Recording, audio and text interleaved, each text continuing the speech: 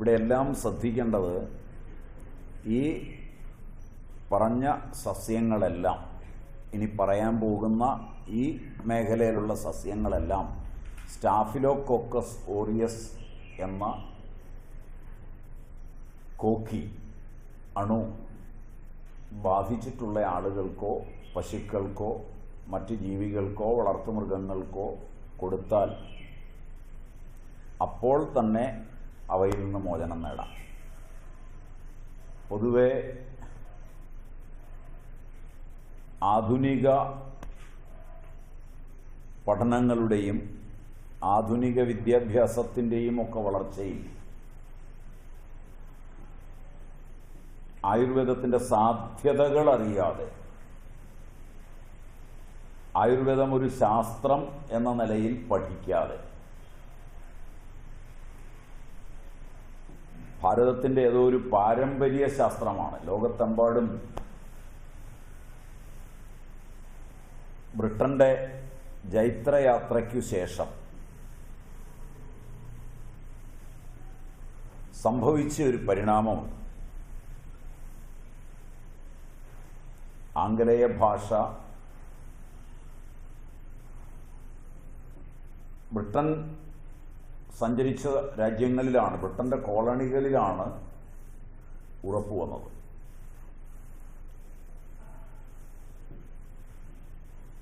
വളരെ ചെറിയ രാജ്യമായ ബ്രിട്ടനിൽ നിന്ന് ഈ കോളനികളെല്ലാം സ്വതന്ത്രമായെങ്കിലും ബൗദ്ധികമായ ഒരു അടിമത്തം ആ കോളനികളിൽ നിലനിർത്തുന്നതിൽ ബ്രിട്ടൻ സർവാത്മന വിജയിച്ചിട്ടുണ്ട്. ചൈന, ജപ്പാൻ മുതലായ രാജ്യങ്ങൾ നോക്കിയാൽ അവയ്ക്ക് ഈ അടിമത്തമില്ല എന്ന് കാണാം.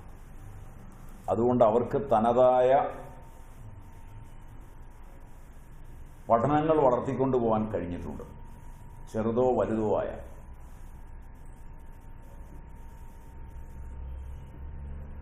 ബ്രിട്ടന്റെ കോളനികളിൽ നിന്ന് പഠിച്ചു വന്ന ആളുകൾ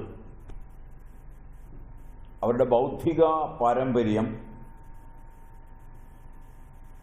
അവരുടെ മണ്ണിന്റെ സ്വഭാവത്തോടു കൂടിയതും പാരമ്പര്യ ജനിതകങ്ങളോട് കൂടിയതുമാണ്.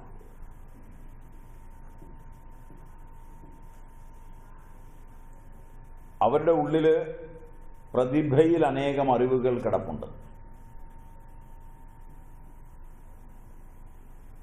ആ പ്രതിഭയിൽ കിടക്കുന്ന അറിവുകളാണ് ശാസ്ത്രലോകത്തിന് പ്രയോജനപ്രദമായി വരുന്നത്. ആംഗലേയ ഭാഷ, ആ ഭാഷയിലുള്ള ആധുനിക പഠിപ്പ്, ഇവയൊക്കെ നേടിക്കഴിയുമ്പോൾ തൻ്റെ പ്രതിഭയിൽ കിടക്കുന്ന ഒരറിവിനോട് നീതി പുലർത്താതെ അതിനെ നിന്ദിച്ചുകൊണ്ട് ആ പ്രതിഭയിൽ നിന്ന് വരുന്ന അറിവിനെ ആധുനികമെന്ന് തെറ്റിദ്ധരിച്ച് ആധുനികമായ കണ്ടെത്തൽ എന്ന പേരിൽ അവയെ ചേർത്ത് വെച്ച് വ്യാഖ്യാനിക്കുവാൻ അത്തരക്കാർക്ക് എളുപ്പത്തിൽ കഴിയുന്നുണ്ട്. അത് ഈ കോളനികളിലെല്ലാം നിന്ന് ബ്രിട്ടന് സമാഹരിക്കാൻ കഴിഞ്ഞിട്ടുണ്ട്. അമേരിക്ക, ഇന്ത്യ, ശ്രീലങ്ക, ഇതൊക്കെ ഒരു കാലത്ത് ബ്രിട്ടന്റെ കയ്യിലിരുന്ന സ്ഥലങ്ങളാണ്. ഘാന, ബർമ്മ എല്ലാം.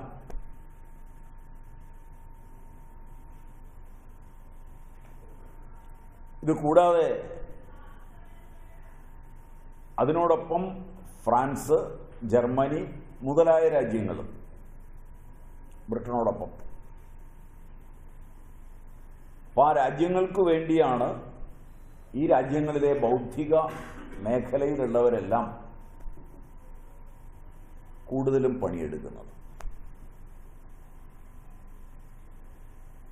അങ്ങനെ വരുമ്പോൾ ഇതെല്ലാം ആധുനികമാണ് എന്നൊരു ധാരണ പുലർത്താൻ കഴിഞ്ഞിട്ടുണ്ട്. ശാസ്ത്രത്തിൻ്റെ യാതൊരു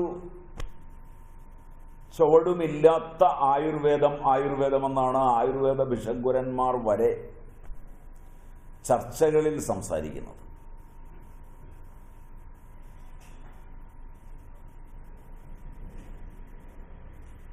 നിങ്ങളുടെയും തലച്ചോറിനകത്ത് അങ്ങനെ തന്നെയാണ് കിടക്കുന്നത്. അന്ന് ഈ അണുകങ്ങളെയൊക്കെ കണ്ടെത്തിയിരുന്നോ?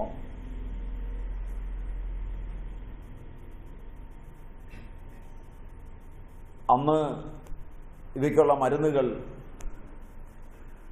കണ്ടുപിടിച്ചിരുന്നോ? ഇന്ന് കണ്ടുപിടിച്ച് പറയുന്നതായിരിക്കില്ലേ അതിൽ ചിലതെങ്കിലും? ഇങ്ങനെയൊക്കെ ഇത് പഠിച്ചാലും നിങ്ങളുടെ ഉള്ളിൽ സംശയം വരും. ഇത് കേട്ടറിഞ്ഞതുകൊണ്ട് മാത്രം പ്രയോഗിക്കാൻ പറ്റുമോ? എന്താണ് ശാസ്ത്രം എന്നു പോലും ചിന്തിക്കാതെ ഇങ്ങനെയൊക്കെ ചിന്തിക്കും. ശാസ്ത്രം ആധുനികമായാലും പൗരാണികമായാലും ഒരുപറ്റം ഗവേഷകരായ ശാസ്ത്രകാരന്മാരുടെ കയ്യിൽ മാത്രമാണ് വഴങ്ങിയിട്ടുള്ളത്.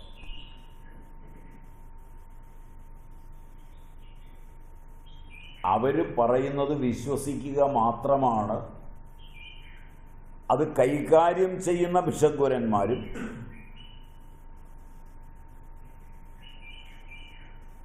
അത് ഉപഭോഗം ചെയ്യുന്ന രോഗികളും ചെയ്യുന്നത്. അത്രേ എന്നും ചെയ്യാനാവുള്ളൂ.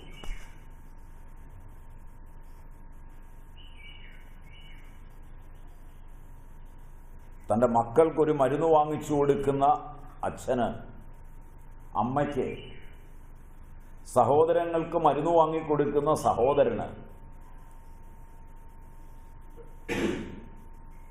അയൽപക്കക്കാരനെ കൂട്ടിക്കൊണ്ടുപോയി ആശുപത്രിയിൽ നിന്ന് മരുന്ന് കൊടുക്കുന്ന അയൽപക്കക്കാരന്, ആ മരുന്ന് കുറിച്ചു കൊടുക്കുന്ന ഡോക്ടർക്ക്, ഡോക്ടറോട് ആ മരുന്നിന്റെ ഗുണഗണങ്ങൾ പറഞ്ഞു കൊടുക്കുന്ന ആംഗലേയ ഭാഷാ പഠിപ്പുള്ള ഒരു റെപ്രസെൻറ്റേറ്റീവിന്, മെഡിക്കൽ കമ്പനിയുടെ, ഇവർക്കൊന്നും നേരിട്ടൊരു ബന്ധവും ഈ മരുന്നിന്റെ ഗവേഷണവുമായില്ല.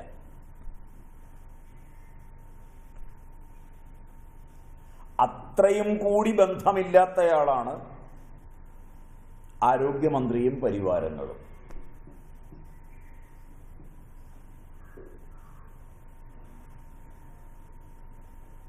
എന്നാൽ ഇത് ശാസ്ത്രീയമാണെന്ന് വാദിക്കുന്നവരുടെ കൂട്ടത്തിൽ മുൻപിൽ നിൽക്കുന്നത് ഇവരെല്ലാവരുമാണ്.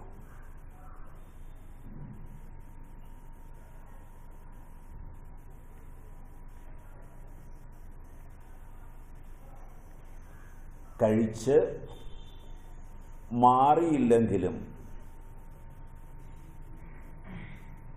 മരുന്ന് കഴിച്ച് പാർശ്വഫലങ്ങൾ കൊണ്ട് 100,000 രോഗങ്ങൾ പുതുതായി ആവിർഭവിച്ചാലും ഇത്തരക്കാരുടെ ആരുടെയും മനസ്സിൽ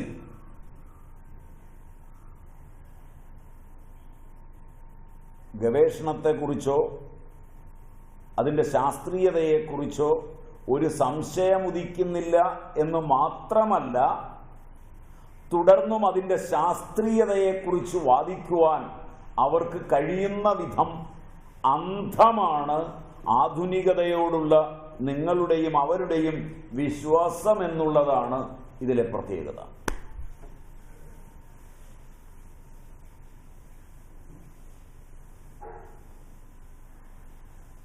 ഞാൻ നിർത്തുന്നത് നിങ്ങൾക്ക് വല്ല സംശയവും ഉണ്ടെങ്കിലോ നിങ്ങൾക്ക് എന്നോട് എതിർപ്പുണ്ടെങ്കിലോ ചോദിക്കാനുള്ള സമയമാണ് അതിൻ്റെ ഇടയിൽ തരുന്നത്.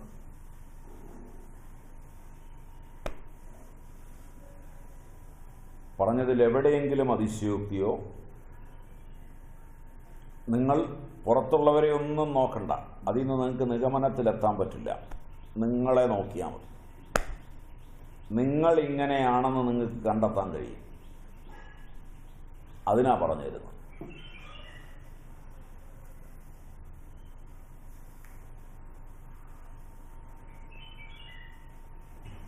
ഇതിലും വിചിത്രമായത്, ഏതെങ്കിലും കാരണവശാൽ ഇതൊക്കെ കഴിച്ച് അപകടങ്ങൾ വന്ന് നിവൃത്തിയില്ലാതെ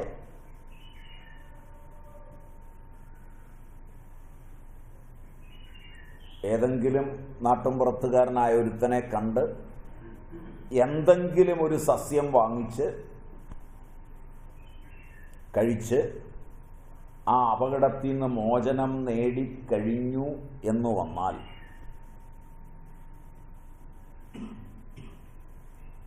തങ്ങൾക്ക് അനുഭവമുള്ള ആ നേട്ടം തലയിൽ രജിസ്റ്റർ ചെയ്യാറില്ല.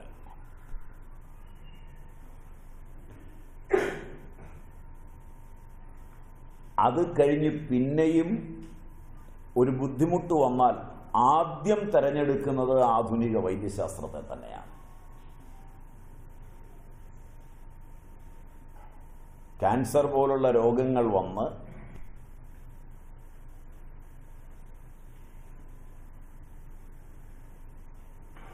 അപകടകരമാം വിധം WBC ഒക്കെ താന്ന് വളരെ ക്രിട്ടിക്കലായി നിൽക്കുന്ന ഒരു രോഗി ഇതുപോലുള്ള എന്തെങ്കിലും സസ്യമോ മറ്റുള്ളതോ കഴിച്ചൊരു ഇംപ്രൂവ്മെന്റ് കണ്ടു എന്ന് വന്നാൽ വീണ്ടും ഓടിപ്പോകുന്നത് അത് താഴ്ത്തുന്ന ചികിത്സയിലേക്ക് തന്നെയാണ്.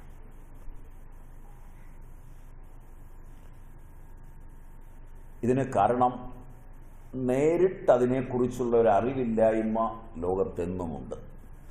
കമ്പാർട്ട്മെന്റലായി പഠനങ്ങൾ വന്നതോടുകൂടി ഇത് വളരെ കൂടുതലുമാണ്.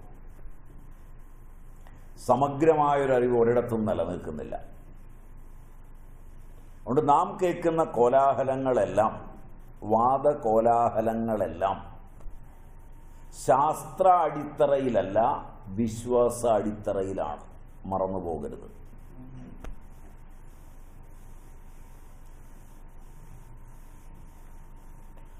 ഒന്നിൽ വിശ്വാസാടിത്തറയിൽ നിന്നുകൊണ്ട്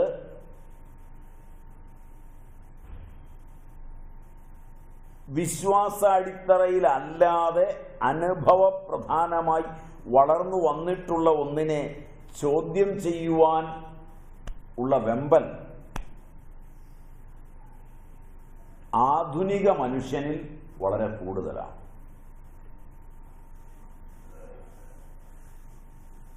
ആധുനിക വിദ്യാഭ്യാസത്തിൽ ഇത് അഹന്തയോളം വളർന്നിട്ടുമുണ്ട്.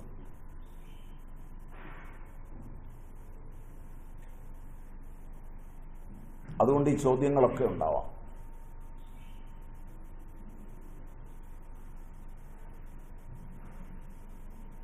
എങ്ങനെയാണ് ഇങ്ങനെ ഓരോ ഇതിനെക്കുറിച്ച് ഇന്നത് നല്ലതാണെന്നൊക്കെ പറയുന്നത് എന്ന സംശയം ക്ലാസ്സിൽ ചോദിക്കില്ല. നിങ്ങൾ പുറത്തിറങ്ങുമ്പോൾ നിങ്ങൾക്കുണ്ടാവും. അതിൻ്റെ രണ്ടാമത്തത് മുതലെടുക്കുമ്പോൾ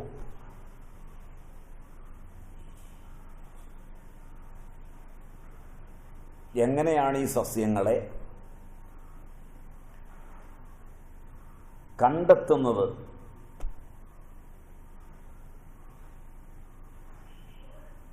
ഇതിന് ഉപോത്ബലകമായി അത് അവരെഴുതി വച്ചിട്ടുണ്ട്.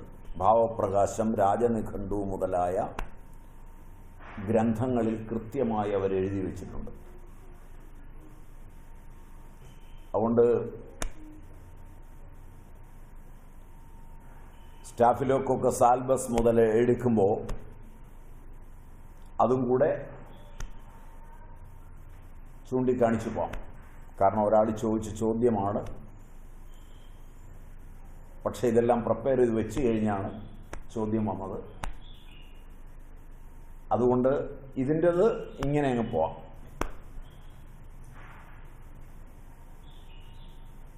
നമ്മൾ നേരത്തെ എഴുതിയിട്ടുണ്ട്, നേരത്തെ ക്ലാസ്സിൽ ഇല്ലാത്ത ആളായിരിക്കണം ആ ചോദ്യം ചോദിച്ചത്. എന്നോടല്ല ചോദിച്ച തമ്മിലാണ്. എന്നിട്ട് മറ്റേയാൾ വിളിച്ച് പറയുകയാണ് ചെയ്യുന്നത്. അതുകൊണ്ട് നേരിട്ട് ചോദിക്കാം, ഭയം വേണ്ട. അതിൽ നേരത്തെ നമ്മളെടുത്ത ക്ലാസ്സിൽ വേദകാലത്തു തന്നെ ഈ അണുകങ്ങളെയെല്ലാം വേർതിരിച്ച് പഠിക്കുകയും അവയുടെയെല്ലാം പേരുകൾ സഹിതം, അന്നത്തെ പേരുകൾ സഹിതം പറഞ്ഞിട്ടുണ്ട്.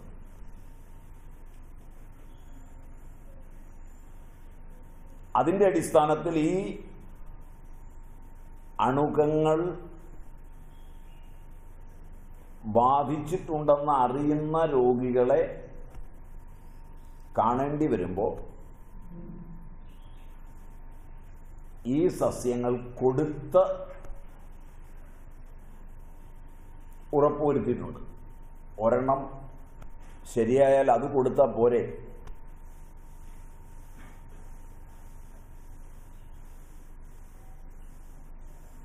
ധാരാളം മതിയാവും. ഒരു ചികിത്സകനെ സംബന്ധിച്ചിടത്തോളം അത് മതിയാവും. പക്ഷെ പ്രാചീനതയുടെ ശരിയെ ഉറപ്പുവരുത്താൻ പോകുന്ന ഒരാളിനെ സംബന്ധിച്ച് അത് മതിയാവില്ല. അതുകൊണ്ട് ഒരു രോഗി സ്റ്റാഫിലോകോക്കസ് ഓറിയസ് ബാധിച്ചു വരുമ്പോൾ മഞ്ഞൾ കൊടുത്തു, അതിൻ്റെ അണുവിൻ്റെ ലോഡ് എത്രയാണെന്ന് ടെസ്റ്റ് ചെയ്തു, വീണ്ടും 1 മാസം കൂടെ കൊടുത്തു, അണുക്കൾ നിശേഷമായി മാറിയിട്ടുണ്ടെന്ന് ഉറപ്പ് വന്നു.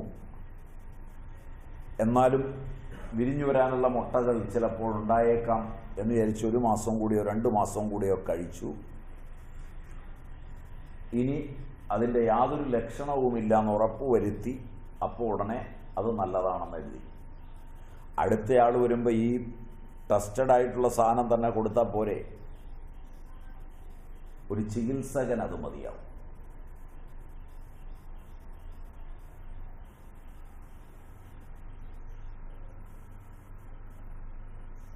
ആയുർവേദത്തിൻ്റെ അനന്ത സാധ്യതയെ അന്വേഷിക്കുന്ന ഒരാൾ അടുത്തൊരു രോഗി വരുമ്പോൾ ഈ മരുന്നായിരിക്കില്ല കൊടുക്കുന്നത്. അപ്പോൾ കറുകയായിരിക്കും കൊടുക്കുന്നത്. അങ്ങനെ കൊടുത്തുള്ള അനുഭവം എന്ന് പറയുന്നതാണ് ഏറ്റവും വലുത്.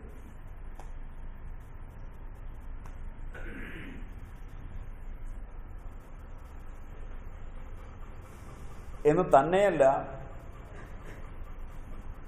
ചില ശരീരപ്രകൃതിയിൽ ശ്രദ്ധിച്ചു കൊടുക്കേണ്ടിയില്ല.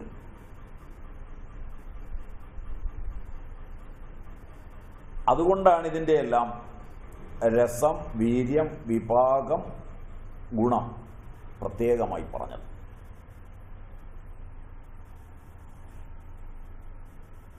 സ്റ്റാഫിലോകോക്കസ് വാങ്ങി ബാധിച്ചൊരു രോഗി മുമ്പിലെത്തുമ്പോൾ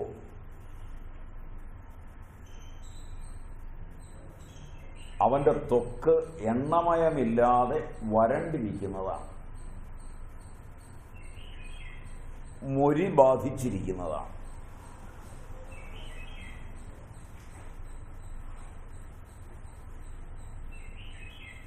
ഡ്രൈ സ്കിന്നാണ്.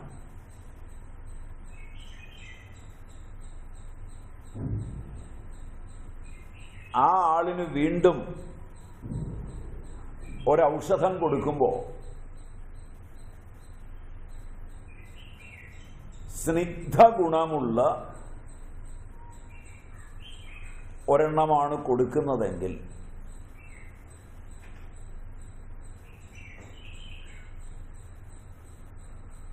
രണ്ട് കാര്യങ്ങളാണ് അവിടെ നടക്കുന്നത്.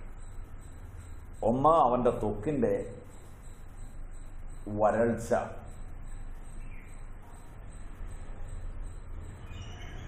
ഡ്രൈനസ് മാറും, രണ്ടണുവും മാറും. മുമ്പിലെത്തിയിരിക്കുന്ന രോഗി രക്തശ്രുതിയുള്ള രോഗിയാണ്.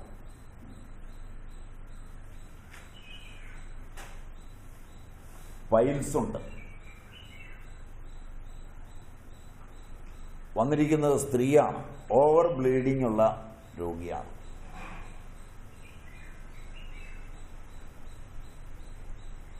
ഹാർട്ടിന് ബ്ലോക്കുള്ള രോഗിയാണ്.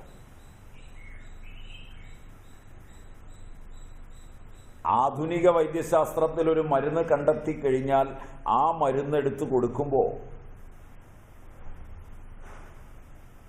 ഇതെല്ലാം നോക്കിയിട്ട് കൊടുക്കാൻ പറ്റില്ല. മരുന്ന് ഗിനിപ്പന്നിയിൽ പരീക്ഷിച്ചതാണ്, വെള്ളരിയിൽ പരീക്ഷിച്ചതാണ്, നേരെ കൊടുത്താൽ മതി. കൊടുക്കുമ്പോൾ ബ്ലീഡിങ് ഉണ്ടായാൽ ബ്ലീഡിങ്ങിന് വേറൊരെണ്ണം പിന്നെ കൊടുത്താൽ മതി. കാരണം ഇതേ മരുന്നുള്ളൂ,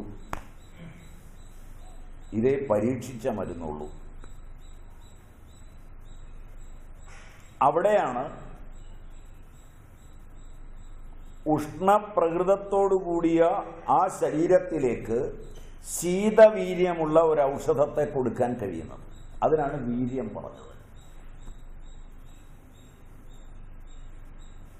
മനസ്സിലാവുമോ എന്നറിയില്ല. കാരണം ഈ സംശയങ്ങളൊക്കെയാണ് നിങ്ങളുടെ കൂടെ ഇരുന്ന് എഴുതിയ ആളുകളിൽ ഒരാൾ ചോദിച്ചത്. ഓരോന്ന് പറഞ്ഞു തന്നാൽ പോരെ, ഞങ്ങൾ പിന്നെ അതങ്ങ് പ്രയോഗിച്ച് കച്ചവടം ചെയ്താൽ പോരെ?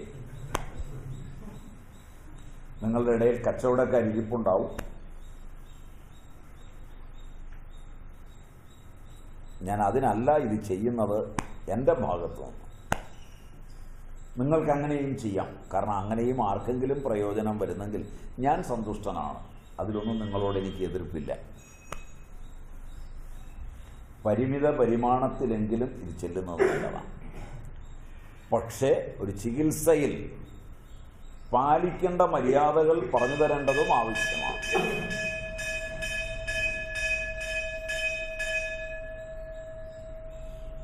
ആ മര്യാദകളുടെ ഭാഗമായി രോഗിയെ നോക്കിയിട്ട് ഉഷ്ണഗുണങ്ങളോടുകൂടിയ വസ്തുക്കൾ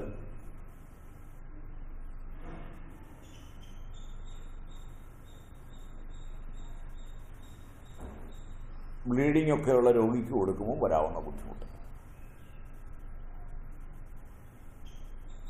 അതേപോലെയാണ് ഹാർട്ടിന് ബ്ലോക്കൊക്കെ വന്നിരിക്കുന്ന ഒരു രോഗിക്ക് കൊണ്ടുവന്ന് ബ്ലഡ് വീണ്ടും കട്ടിയാകുന്ന തരം പദാർത്ഥങ്ങൾ കൊടുത്താൽ വരുന്ന ബുദ്ധിമുട്ട്. അവിടെയാണ് ഉഷ്ണവീര്യമുള്ളത് തന്നെ കൊടുക്കേണ്ടി വരും. അപ്പൊ ഇങ്ങനെ രോഗിയെ നോക്കാനാണ് വീര്യവും വിഭാഗവും രസവും എല്ലാം പഠിക്കുന്നത്. ആയുർവേദത്തിൽ ഇതിനെല്ലാം പ്രാധാന്യം കൊടുത്തതും അതുകൊണ്ടാണ്. ഒരു തരത്തിലും ഒരൗഷധം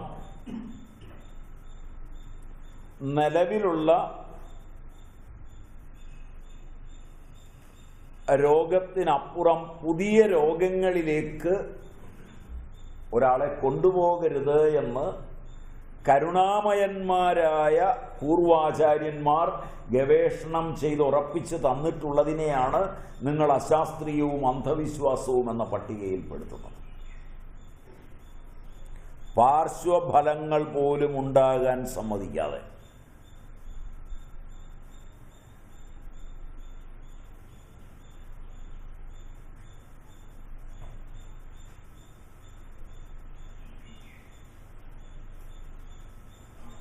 പിന്നെ അതിൽ എത്രത്തോളം നിങ്ങൾക്ക് ശേഷിയും ശേമുഷിയും ഉണ്ടാക്കാൻ കഴിയും, എത്ര താല്പര്യമുണ്ട് എന്നത് മാത്രമാണ് ഇതിനകത്തെ വിഷയം.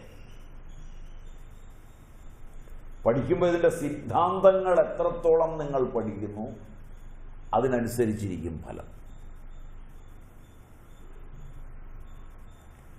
മരുന്നുകൾ ആർക്കും പറഞ്ഞു കൊടുക്കാൻ പറ്റും. നിങ്ങളിൽ പലരും ആ നമ്പർ ഇപ്പോൾ കാണിക്കുന്നുമുണ്ട്. എവിടുന്നെങ്കിലുമൊക്കെ ഒരു ചെടി പതുക്കെ പഠിച്ചിട്ട് വല്ല BAMS ഉള്ളവരെ കണ്ടു കഴിഞ്ഞാൽ ചൊറിയാൻ ചെന്നിട്ട് ഈ ചെടിയുടെ പേരറിയാവോ? അറിയില്ല. പിന്നെ എന്തോ പഠിച്ചത് എന്ന് ചോദിച്ചാൽ അവരെ മോശമാക്കുന്ന ഒരു പണി നിങ്ങളൊക്കെ തുടങ്ങിയിട്ടുണ്ട്. ചരകം നിങ്ങൾ വായിക്കാത്തതുകൊണ്ടാണ്. പിശകുരൻ ചെടി അറിയണമെന്ന് പോലുമില്ല. കാരണം ചികിത്സാ സിദ്ധാന്തമാണ് അറിയേണ്ടത്. എന്നിട്ടാണ് ചികിത്സിക്കുമ്പോൾ കൃതഹസ്തനാകാൻ കഴിയും. ഇത് വളരെ പ്രധാനപ്പെട്ടതാണ്. പലവരും നമ്മൾ ചർച്ച ചെയ്തിട്ടുണ്ട്, പറഞ്ഞിട്ടുണ്ട്. എന്നാലും നിങ്ങളുടെ ഈഗോ വരുമ്പോൾ ഇത് മറന്നുപോകും. പിന്നെ ഈ നമ്പർ നിങ്ങൾ കാണിക്കും. അതുകൊണ്ടുകൂടിയാണ് ഇത് വീണ്ടും ഓർമ്മിപ്പിക്കുന്നത്. അപ്പോൾ വളരെ ശാസ്ത്രീയമായി അവർ പോയിട്ടുണ്ട്. അതൊക്കെ അവർ രേഖപ്പെടുത്തി വെച്ചിട്ടുമുണ്ട്. ആധുനിക വൈദ്യശാസ്ത്രം അവരുടെ ഗവേഷണ ഫലങ്ങളെ രേഖപ്പെടുത്തുന്നതിനേക്കാൾ സുതാര്യമായി പൂർവന്മാർ അത് രേഖപ്പെടുത്തി വെച്ചിട്ടുണ്ട്. ശങ്ക അല്പം പോലും വരാത്ത ഭാഷയിൽ.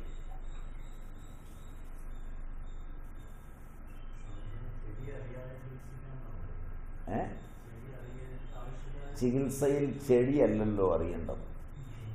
ചെടി അറിയേണ്ടത് ഫാർമസിയിൽ മാത്രമാണ്. ചികിത്സകനെ സംബന്ധിച്ചിടത്തോളം ആ രോഗം മാറുന്നതിനാവശ്യമായ കാര്യങ്ങളാണ് വ്യക്തതയോടെ അറിയേണ്ടത്. അതറിയാതെ ചെടി അറിഞ്ഞിട്ടെന്താ കാര്യം? ചെടി അറിഞ്ഞില്ലെങ്കിലും അതിൻ്റെ സിദ്ധാന്തം മുഴുവൻ അയാൾ അറിയണം. സിദ്ധാന്തവും പ്രയോഗവും ചെടിയും അറിയുമെങ്കിൽ ഉത്തമം. ഇതെടുത്തു പറഞ്ഞത് ചെടികൾ പലപ്പോഴും ആടിനെ മേയ്ക്കുന്നവർക്കും അറിയാം. ചരകൻ അത് ചൂണ്ടിക്കാണിച്ചിട്ടുണ്ട്. അത് പഠിക്കാൻ അവരുടെ അടുക്കൽ പോയും പഠിക്കാം. സിദ്ധാന്തം അവരുടെ അടുക്കൽ നിന്ന് പഠിക്കാനാവില്ല. ചികിത്സാ സിദ്ധാന്തങ്ങൾ അറിയണം. ചികിത്സാ സിദ്ധാന്തങ്ങൾ പഠിക്കാനുള്ള ഏകാഗ്രത വേണം. ചികിത്സാ സിദ്ധാന്തങ്ങൾ പഠിക്കാത്ത ഒരുവനെ സംബന്ധിച്ചിടത്തോളം ആയുർവേദം ഒരു അന്ധവിശ്വാസമാണ്. അത് കേട്ട് അവനോട് ദേഷ്യപ്പെട്ടിട്ട് കാര്യമില്ല. കാരണം അവന് ചികിത്സാ സിദ്ധാന്തം അറിയില്ല. അവനോട് സഹതപിക്കാൻ മാത്രമേ കഴിയൂ. ചികിത്സാ സിദ്ധാന്തങ്ങൾ അറിയാതെ നിങ്ങൾ മറ്റൊരാളുമായി തർക്കിക്കുമ്പോൾ, നിങ്ങൾ പരാജയപ്പെടുമ്പോൾ, അവൻ വിജയിക്കുമ്പോൾ നിങ്ങളുടെ മേലല്ല അവൻ വിജയം കൈവരിക്കുന്നത്. ആയുർവേദത്തിന് മേലാണ് അവൻ വിജയം കൈവരിക്കുന്നത്. അതിന് കാരണക്കാരൻ നിങ്ങൾ തന്നെയാണ്. മനസ്സിലായില്ല? അതുകൊണ്ട് സിദ്ധാന്തം അറിയണം, മസ്റ്റാണ്.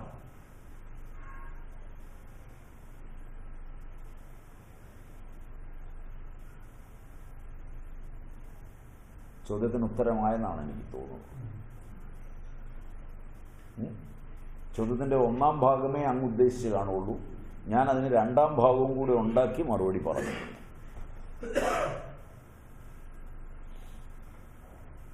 അതുകൊണ്ട് ഈ ഭാഗം, ഈ സ്റ്റാഫിലോകോക്കസ് ഓറിയസ് തീരുന്നവരെ നമ്മൾ വീര്യം വിഭാഗമൊക്കെ പറഞ്ഞങ്ങ് തീർക്കും. അടുത്തത് അതിൽ എങ്ങനെയാണത് അറൈവ് ചെയ്തത്, ചിലർക്ക് അതാണ് കൂടുതൽ അറിയേണ്ടത്. എങ്ങനെയാണിത്, എവിടുന്നാണിതിൻ്റെ റെഫറൻസ്? ആ സംശയത്തിനുള്ള ഉത്തരം അടുത്തത് എടുക്കുമ്പോൾ അതിനുള്ള റെഫറൻസ് ഗ്രന്ഥങ്ങളിൽ നിന്നുള്ള റെഫറൻസ് ചൂണ്ടിക്കാണിച്ച് പോവാം. ഇപ്പം ഞാൻ ഒരെണ്ണം ചൂണ്ടിക്കാണിച്ച് പോകുന്നുണ്ട്. ഉള്ളതൊക്കെ ഗുണപാഠത്തിനകത്തുള്ളതൊക്കെ മലയാളത്തിലായതുകൊണ്ട് അത് ഞാൻ നിങ്ങൾക്ക് തന്നാണ് പോരുന്നത്. ഗുണപാഠത്തിൽ എല്ലാ സസ്യങ്ങളും ഇല്ല, ഉള്ള സസ്യങ്ങളുടെയൊക്കെ തന്നു.